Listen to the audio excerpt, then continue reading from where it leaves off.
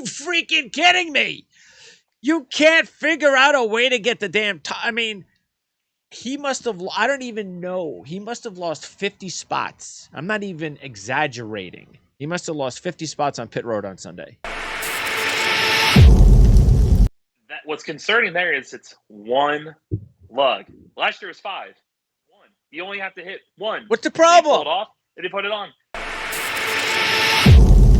Because it's the same premise. It's one lug. You put the air jack in, and you pull it off.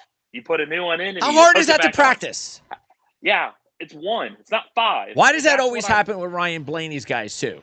It's like, what's wrong with this crew? You're in Penske. Why don't you've got IndyCars at your disposal.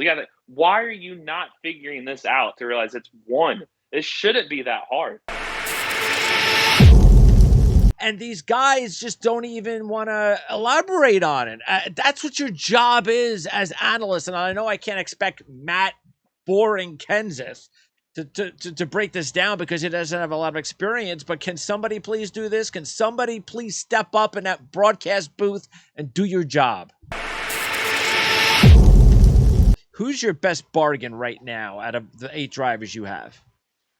I'd say because of his value, Harvick. I mean, you got to look. Stuart Haas looks improved. It's work. I mean, Eric Almirola's the only one 2 top 10s, and you keep getting them for what, 15-1, 18. I mean, you keep getting them for these longer odds. But you guys have a little bit more faith in Kyle than I do.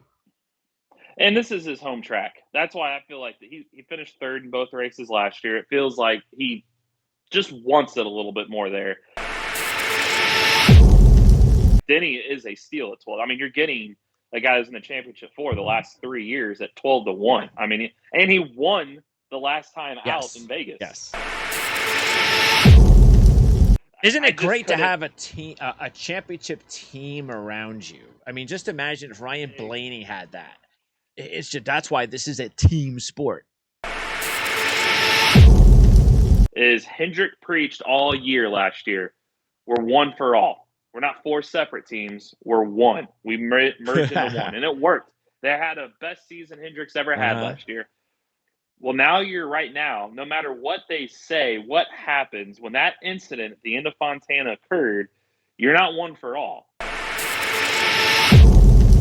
It can't just be what happened on Sunday. There has to be something else going on with Chase regarding Kyle that bothered him a little bit. Well, and you got to be honest, it looked egregious, and he said it wasn't. I'm pretty sure for what it looked like, he looked like he purposely spun to bring a caution to screw his teammate. Chase, yes, yeah. Yeah. With our guests that I got this in my pocket. I know you can see. Okay. We'll be everywhere. And there you go. There's the hard 2022 from IndyCar. Awesome.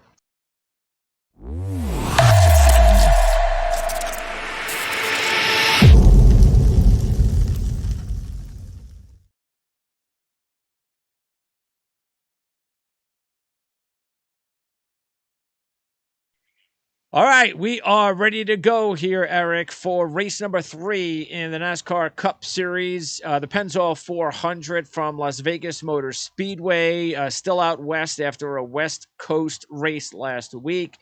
And look, how do you not like old paved racetracks? I mean, that was especially when you've got Austin Dillon and Daniel Suarez, who looked like he was going to win the race there for a second. I mean, this is great. Combined with the new car, I get it. But wow, I mean, that was a really fun race. It was. I mean, you had guys slipping and sliding. We saw it all weekend. 7 spins on Saturday alone, and then you saw the race and 9 different teams represented in the top 10. I mean, you got out of the first 2 races, only 1 driver has a top 10 in both of them. You got 19 different guys of top 10 finishes right now. So the parity that they've been saying is huge. The car is extremely difficult to drive, and I don't think that's a bad thing. I mean, it's just funny how we get everything going right, and then Old Faithful Kyle Larson wins in the end. Yeah, come on. I mean, Tyler Reddick should have won. And Ryan Blaney, we've talked about this many times. And I get it. I needed to find out. And Ryan Blaney says after the race, unfortunately, we're still learning on the setup stuff and how that impacts the ability to get the wheel off quickly during a pit stop. And he talked about it on the broadcast. Are you freaking kidding me? You can't figure out a way to get the damn I mean, he must have, I don't even know. He must have lost 50 spots. I'm not even exaggerating. He must have lost 50 spots on pit road on Sunday. Here's the concerning thing, and it's especially this year, and I'm see the tires are the big story now, just in the car in general. But what's concerning there is it's one lug. Last year was 5. One. You only have to hit one. What's the problem? You pull it off and you put it on. And here's what's most concerning to me: out of all the NASCAR teams, the Cup Series, only one of them has an IndyCar team, Penske. And that's the kind of pit stops that they use. So how have they not gone to the IndyCar guys and like, what do you do to make your pit stop? Because it's the same premise. It's one lug. You put the air jack in and you pull it off. You put a new one in. And how hard is that to practice? On. Yeah, it's 1. It's not 5. Why does that always happen with Ryan Blaney's guys too? It's like, what's wrong with his crew? You're in Penske. Why don't you've got IndyCars at your disposal. Why are you not figuring this out to realize it's 1? It shouldn't be that hard. It's not like you're missing lug nuts. I mean, I get the 5 lug nuts. 1 was supposed to make this simpler, and I feel like it's making it sometimes worse, and I don't get it. And of course, with the coverage, they mention it, but they don't really follow up. It's like, how do you not follow up? It's a huge story. He keeps coming in. He keeps getting up to like 5th. And then he goes back 10 or 15 spots. Then he just doesn't have enough time to keep getting all the way up to the front. And these guys just don't even want to elaborate on it. That's what your job is as analysts. And I know I can't expect Matt Boring Kansas to break this down because he doesn't have a lot of experience, but can somebody please do this? Can somebody please step up in that broadcast booth and do your job? Yeah, they left a lot on the table there, and I feel like they're butchering a lot of stuff too, just throughout the coverage, throughout the weekend. They did the Daytona, calling guys the wrong names, and it has not been a good start. Calling the wrong names, well, that's bad. And then missing spins and missing crashes and then going to break. It's just the whole thing. It's like they need to clean it up. Yeah. All right. Well, let's get to this week. Pennzoil picks for the Pennzoil 400. And by the way, just quickly, because we haven't talked about it yet, futures-wise, this is something we do every year as well. We basically put our futures picks. So these are championship picks, and you can find them on racereviewonline.net every week. And right now, you have 8 drivers. I have 7, and CJ has 6. Your top money driver is Kevin Harvick. Mine is Brad Keselowski. Obviously, it's because their odds are high. For CJ, it's Kyle Busch. Right now, and Larson is just so low at odds, between 3 and 4 to 1. It's just hard to take them. So who's your best bargain right now out of the 8 drivers you have? I'd say because of his value, Harvick. I mean, you got to look. Stuart Haas looks improved. It's work. I mean, Eric Almirola is the only one 2 top 10s, and you keep getting them for what, 15 to 1, 18. I mean, you 18, keep getting them for these longer odds, and to me, it's a bargain. I mean, he's made prior to the last 2 years, he was in the championship 4 all but 1 year, and then even the last 2 years, he's made it to the round of 8. So they just needed to just find what they're missing, and maybe this new car. I mean, they all across the board. And you're giving me a past champion with his whole organization improved, and we still got the rest of the season. They can improve more. Yeah, for 18 to 1, I feel like that's a great bargain for Harvick right now. And we talked about his teammates, and that was going to be the problem last year, and maybe even again going into this year. But a couple of things. If you take a look at it, and again, maybe it's the new car, but you have Eric Almirola off to a good start, and even most important, Cole Custer wins the Xfinity race and is in contention in the Cup race the next day. And Chase Briscoe goes out and leads, 20 laps? 20-some laps, yeah. Even though he finished 16th. And speaking of Chase Briscoe, as we segue to fantasy, I know it's only been a couple of races, but I'm already bought in. And I went ahead and dumped Chris Buescher for Chase Briscoe on my fantasy team. Yeah, I was like, I'm gonna go one more week because I feel like my bottom guys are starting. It was starting to look good. I'm like, who do I drop? Let's ride it for one more week. But yeah, I mean, Briscoe, I'm a believer. Like I said, he had a top 3 car. He was like Blaney. I mean, just at the end, he lost positions, but his 16th place finish was not indicative of how good of a car he actually had all day. So yeah, he's doing good. Almirola said he's the. We started the show with 19 drivers have top 10 finishes. Only one of them has 2. It's Almirola. And Briscoe had a top 5 car. Custer's looking good. We can't ignore the champion of all that group of Harvick. Yeah. I mean, you're still offering him at 18 to 1. And that's why the whole point is why he's my top. Is that's going to help Kevin out. Is having exactly. That's what more he's experience been missing around him. Yep, that he seemed to have carried this team for so many years, and now it's like he needed help. He needed setup help. The guy can't do it by himself, and now he's finally got some teammates rising for him. So it's helping. Again, it's early. I mean, we've had a super speedway and a 2-mile track, but this weekend we'll show more. And keep in mind how the stage points benefit someone like Martin Truex, because he doesn't have a top 10 and he's 3rd in points. Exactly. That's part of sweeping the stages at Daytona, and then I think he finished 13 in both races. So he's not even the top 12, but he's 3rd in points. Yeah. So that just shows you it's early, but it is. If you take a look at the bottom of the points, that's an even bigger I mean, you got Hamlin down there. Christopher Bell is last in points right now. William Byron's down there. I mean, you got some. Jacques Villeneuve has more points than Byron and Christopher Bell, and Jacques Villeneuve only ran the Daytona 500. Denny Hamlin. So Denny Hamlin's down there. It's so in this whole thing. That's why they were saying all week leading into this one, whoever can learn the fastest in the next few months is going to stand out. Because right now it's just such mumbo jumbo. You really do not know what you're going to get. We did see a Penske and a Hendrick car win the 2 weeks, but to get to that point, it's anybody's race. Okay, so 1.5 mile tri-oval. Looking at your track trends for this particular racetrack, it's a D-shaped tri-oval, very similar to Kansas. So we're not even going to compare or worry too much about Atlanta, Charlotte, and Texas. We're really going to use Kansas as the barometer. We had, out of all the picks that the 3 of us had this week, we agreed just on 2 drivers. Did you look at the list? I did. I actually have it up. I know Larson. Was it Truex? Yeah, Larson and Truex. Yeah, I just posted it. It's up on the site right now. If anybody want to take a look, it's there. Yeah. And well, here's the thing I got to ask you with Truex and Hamlin. And I know you had Truex, but you didn't have Hamlin, so I was surprised by that. So you explain that. But here you have Hamlin's at 12 to 1, and in his last 3 races at this racetrack, 1st, 4th, and 3rd. Leading 305 of the 323 career laps he's ever led there. Plus, he has 3 Kansas wins. And then you have Truex at 14 to 1. He's been 8th or better in 9 of his last 11 at Vegas with a runner-up and 2 wins. And he's got 9 top 10s in his last 10 at Kansas with 2 wins. 12 to 1 Hamlin, 14 to 1 Truex.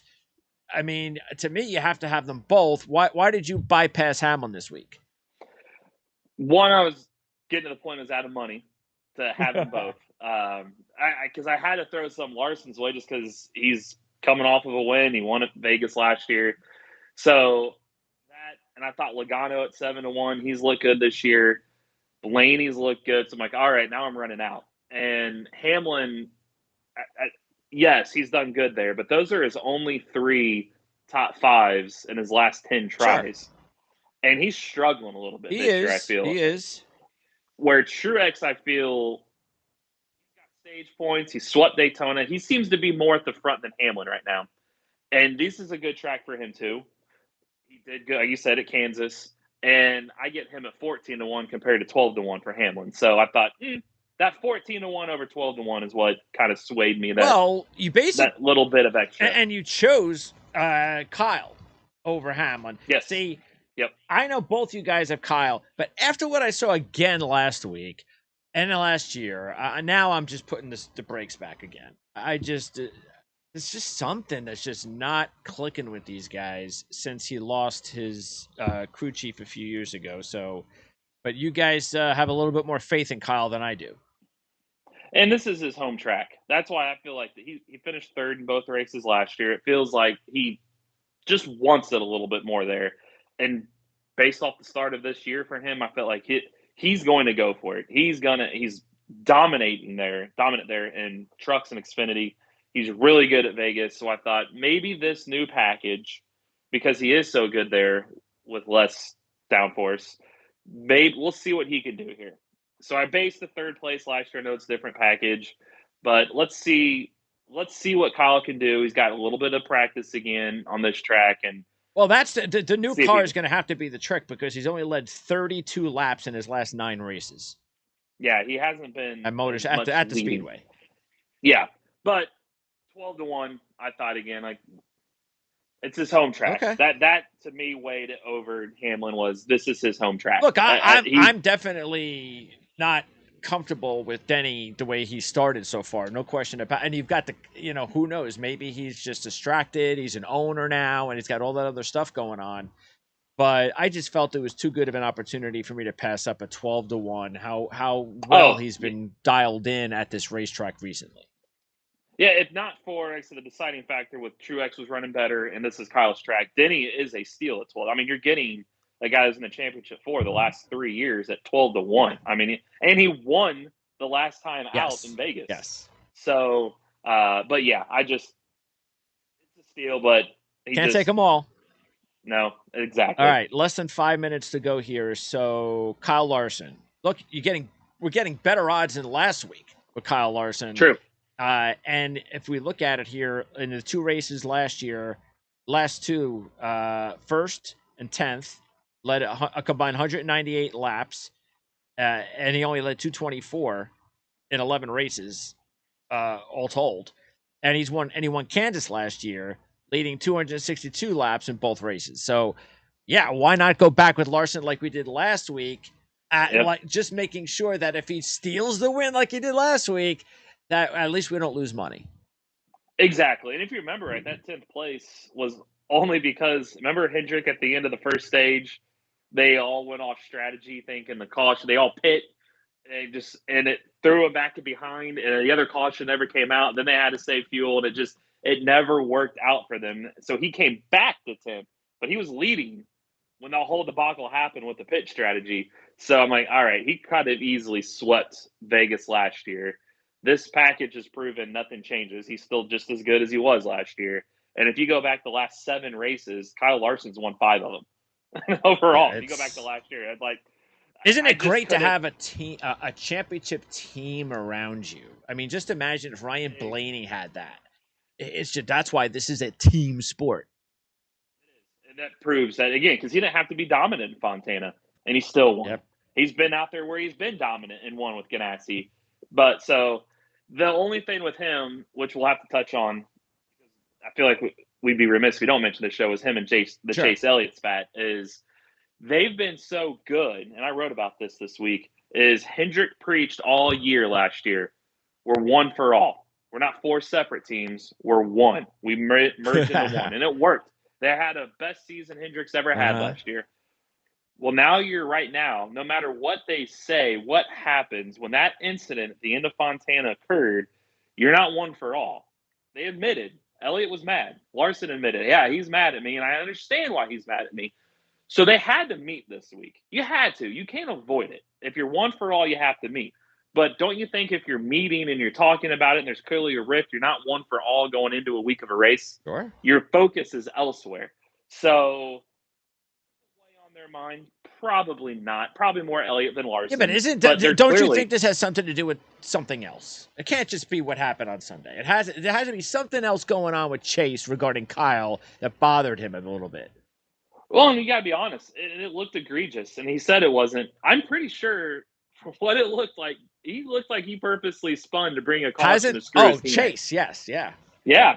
So you gotta be mad. And if I was Larson, we don't know how the internal meetings went, but you could only get the finger pointed at you so long before you can be like, well, wait a minute, man, you almost cost me a race win. Yeah. You almost cost this company. That's 5 playoff points. And Elliott could be like, well, you cost me. And I hear the reason, but it's like, there's a rift there. And I almost wondered, I wrote about this last year too. Elliott won the championship in 2020 for Hendrick. It was kind of like Hendrick was down all those years, and it's like, here we are, we're back. Here's our guy, the most popular driver. Rick brings in Kyle Larson in the offseason, and now Larson looks like that prized possession. Is Elliott a little taken back by that? He's not going to publicly say that. He's got a long-term deal, just signed a contract extension. But how much does that weigh on his psyche? Because people forget how young Elliott still is. I mean, he's still maturing. How would you feel if you were like the chosen one? I always picture the Lion King where you're holding up Yeah. what's his name, Simba. Like that was what Hendrick would be doing for Elliott. And here you bring in you throw your neck on the line for Kyle Larson, and look at how it. Larson, let's be honest, Larson kicked Elliott's ass all year last year. He won 10 times. Elliott only won on road courses. He hasn't won on an oval. Does that get into his head? Well, wait a minute. Now I'm the afterthought in this whole organization. And here, this guy puts me on the wall, wins the race. Yeah. Is that where the spin came from? I agree with that. I think there's a deeper issue that you got to. This thing can spiral out of control pretty quickly. Well, I'm surprised neither of you guys added Chase, because I did, and I did that because look, runner up here in September, 6 top 5s in a win in his last night at Kansas. And he also had 3 top 5s in 3 Xfinity races at this track. He's got 3 top 5s out of 10, led 178 in his last 5 races. So I just feel that he's really motivated. And, the new car thing, if he doesn't get wrecked, maybe he wins the race. So, but you guys bypassed on Elliott this week. Yeah, I just didn't like he only had 2 top 5s in his last 8 there. And yes, granted, I think it was 2020. I think he swept both stages, led over 100 laps, cut tire in the final stage. So he's been up front more times than not. But with all this drama surrounding this week, I just didn't know where his head would be at. Where Larson, I just at least know that dude can win in anything. He could block something out. So, and by the way, we've seen this happen now. This is now getting to a point where Kyle Larson might be getting a reputation, because he's cutting a lot of guys off over the last year and a half. Christopher Bell was one of his best friends from the midget That was days. the road course last year, right? It's Watkins Glen. And Elliott's been having run-ins with people. I mean, Elliott isn't immune to it. It's like these two, and I feel like that's what NASCAR is right now. Joey Logano talked about that before the clash, that NASCAR's put these situations with these tracks, with these cars. They want these moments where you have to make – I mean, if Larson doesn't make that move, even not even saying he didn't know he was there, Elliott, like you said, may win and not Larson. And you got to look at the end of Daytona. Teammates, Cindric and Blaney. Blaney wasn't happy with the move he made at the end. He understood, but the radio, he was cussing at him on the radio that transcribes came out. So that's 2 weeks in a row we've had teammates. So it may happen again this weekend, but it seems like to run up front, you're going to have conflict. And more times than not, if one teammate is, the other teammate's with you, and you're going to have some run-ins. So it's going to be interesting. Well, this isn't the last. There's going to be another teammate clash. And it's good. So that's what we want to say. It is. It helps us. It doesn't help them, but it gives us something to talk about. Quickly, Blaney, interesting. Both you guys took him. I take him obviously a lot. He's my championship pick this year. I just can't take him this week because I can't trust his pit crew. How can I trust his pit crew after what happened last week? That would be tough. It would be tough. And he's been good there. That's the only reason I took it. Is the past. He's been so good. And I felt like Ford's overall have probably been the best over the season. And they've been pretty good at Vegas. Okay. So I was like, you know what? If his pit crew stays out of the way, if they just pit his car and get him out without losing. That's a big if. Just don't lose spots. Yeah, we don't need you to gain spots. Just don't lose them in any positions. He could be there. Yeah. He's that good. We also quickly you did not take Reddick, and Reddick 6th last September at this track and has an Xfinity win at Las Vegas. Yep. The only thing is, one sports book I looked at yesterday had him at 7-1. Whew. That's too much. I even think 14-1's a little bit low. I agree, because his teammate Austin Dillon's 30-1, and I took Dillon. I took Dillon this week too. You took Dillon and Suarez, which was smart. I went. Obviously, me and you both did. Almirola. I mean, why would you not? Yes, we both took Almirola. I threw a little bit Hemrick's way, only because if you look at Hemrick's stats this year, He came back from like 7 laps down to the lead lap for a top 15 last week. I don't know how he did that. By the way, he was on the pole in the Kansas race in 2019. How did he do that? He was with Childress as a rookie. He's not bad at Vegas. And you're giving me 100-1 odds. And you look at how he started both the races this year. Daytona, he had his car and field inspection 3 times. He had to do a drive-through penalty at the green flag. So he lost the draft, lost the lap, spent all day trying to get his lap back. He did, and he finishes near the top 10, if not in the top 10. And then you look at Vegas, he was 7 laps down, and he still gets back. So, like, okay, if he could just start on the lead lap, can you get across the line on lap 2 on the lead lap? What can you do? So you're giving me it's been a crazy year, and he's 100-1. That's why I went, I think, a couple bucks his way to make $100. Just why not? Why not?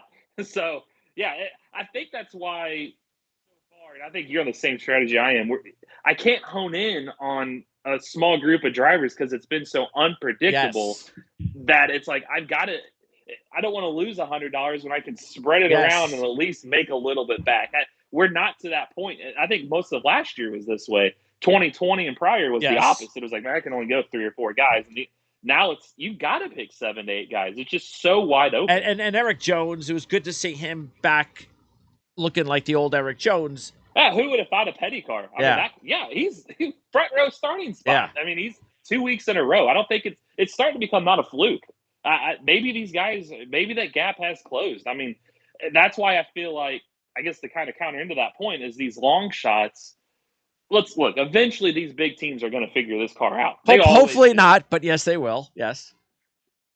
Until we get to that point, let me see chaos. Let me see Suarez win. Let me see Briscoe win. Let me see Daniel Hemrick win. Let's see if these guys can steal some playoff spots while it's for the taking now. Yeah, but don't you think it's possible that we're nearing that point anyway where we're going to start seeing the transition of a lot of these younger drivers winning more races? Because the older drivers, the Kyle Bushes, the Kevin Harvicks, and those guys, they're not doing anything.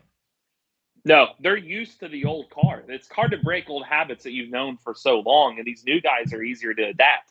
So you got that, and you got, look, we had a super speedway, then we got a 2-mile, we got a 1.5 mile, we got a mile track next week, and these cars, they're not able to go back to Carolina and back and massage them and do updates. So, and that's what I remember we talked about before the show, and CJ said by this point, leaving the West Coast, I'm like, I'd probably say the 600 is before these guys start making changes. And I think we've seen that. Look at all the parity. We just haven't. I mean, Cindric, I'd say, was a shock winner. Larson's not. But while what if Tyler Reddick wins last week? He should have. Or Eric Jones has been running good. A Petty car that, as the year goes on, those spots are going to start getting taken by the Hendrick and the Penske's. Didn't you think for a second Suarez was going to win? I did. When he made that move and went, I felt he waited too long to slide up in front of Larson. I feel like he was a little too tentative where he should have cut Larson. Hey, it's racing. Cut his air off right now. And I thought he should have won that race. But you've got to do it now. And as I keep saying, I keep stressing, do it now because these big teams are going to figure it out. But I would like to see you get to June and we've already got 8-9 winners and it's a Stenhouse and a Chastain and a Hemrick. And it's like, well, these playoff spots have already been taken. Now you're going to have some big teams sweating it out. So far that's why I feel like Vegas this week, you had to go with some long shots because they know if you don't do it soon, you're not going to do it. By the way, Jones, 25-1, has 2 top 10s in his last 3 races at Las Vegas. Wasn't he like 70-1 at this point last year? I know, right? 25-1. These odds. He's got the same odds as Brad Keselowski. That's why CJ's the only one who took him this week. I couldn't take him at 25-1. I was like, if he was 50-1, okay, but I'd jump all over it. Stenhouse is one that I thought 50-1 that I left on the table. I was a little nervous about because he was top 5 in this race a few years ago, 11th last year. He's 50-1. There's all this parity, but 11th or better in 3 of his last 6. For 50-1 in an unpredictable year. And by the way, Briscoe's also 50-1, and I put money on Briscoe because he swept Xfinity in 2020 at this racetrack. Exactly. And he was 3rd for a while last week. Yeah. That's the same way. That's why I went with that 50-1 instead of Stenhouse. So, and Dylan, 2nd last week, 5 top 10s at Kansas, 6 top 10s, 4 top 5s, and a win in the Xfinity Series at this racetrack. Has to be his best racetrack in the Xfinity Series.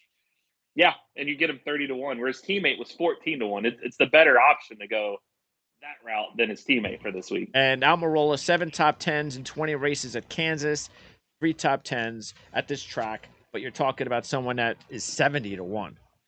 And he's got 2 top. The only guy that shows you Vegas hasn't quite adapted yet. That the only guy that has top 10 in both races this year. There's only one in the entire world, and you've got him 70-1. Hey, yeah, I'll take advantage. Like, do it now, because they're qualifying again Saturday. If he qualifies in the top 10, that's not going to stay 70-1. That's true. Yeah, not in Vegas. Yeah. Okay, so we'll be back again next. What's the race next week? Phoenix. We have one more West Coast race. Yep, and then we're back east for Atlanta. All right, so we'll do that next week, and in the next couple of weeks, we're going to start getting back into the IndyCar series. Unfortunately, they're taking like 3 weeks off before their second race. Share on here too with our guests that I got this in my pocket. I know you can see. Okay. There's we'll be everywhere. There you go. There's the hard 2022 from IndyCar. Awesome. So, do you know when you go into the first race? Well, definitely Indy, but we'll see if beforehand. I know Long Beach I can't make since my kid's birthday weekend, but we don't just talk that we got these things. It's right here. Here's the proof. We'll be there. There's all the access. Right. So so we have IndyCar. And it was great to see McLaughlin getting his first win. Yeah, look at that. Did a shoey and everything afterwards. So we got some parity in there. And, maybe next week we'll probably just do an IndyCar show too, just to get that out there and talk IndyCar and do both. Sounds we'll good. Get them both out there. All right. And then right now you've got everything up on the website at racereviewonline.net. Yep, everything's up there, and then the burning questions will be tomorrow. Excellent. Eric, great job as always. We'll talk to you again next week. Thank you. Sounds good.